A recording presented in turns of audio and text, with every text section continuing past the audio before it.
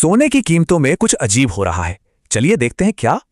दुनिया में टेंशन बढ़ रही है, लेकिन सोना, जो एक सेफ हेवन माना जाता है, उसकी कीमत गिर रही है। ऐसा क्यों? जब से ये टेंशन शुरू हुई है, सोना 4% से ज्यादा गिर चुका है। आइए इसके पीछे के कारण समझते हैं। इसकी जड़ है हॉर्मुज स्ट्रेट का संकट, जो एक अहम ग्लोबल शिपिंग रूट है। ये इतना जरूरी है कि दुनिया का करीब चौथाई समुद्री तेल यहीं से गुजरता है। इस ब्लॉकेड की वजह से तेल की कीमतों में आग लग गई। ब्रेंट क्रूड $103 के पार चला गया। लेकिन कमाल की बात यह है कि तेल के इस झटके ने एक ऐसा चेन रिएक्शन शुरू किया जो सोने को नुकसान पहुंचा रहा है। तेल महंगा हुआ तो महंगाई का डर बढ़ा। अब डर है कि ब्याज दरें बढ़ेंगी और इसीलिए सोना कमजोर हो रहा है।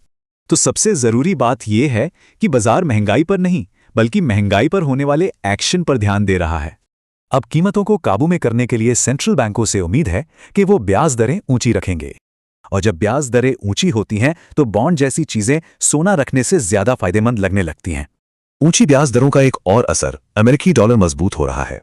अब सोना तो डॉलर में बिकता है, तो मजबूत डॉलर का मतलब है बाकी दुनिया के लिए सोना और महंगा हो गया। मतलब साफ है, बाजार अब जियोपॉलिटिकल टेंशन से ज्यादा ब्याज दरों को अहमियत दे रहा है।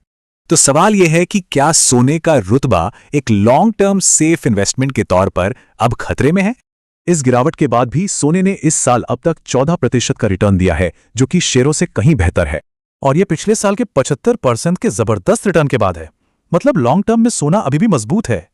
तो निचोड़ यह है, शॉर्ट टर्म में नियम बदल रहे हैं, लेकिन लॉन्ग टर्म में सोने का महत्व बना हुआ है।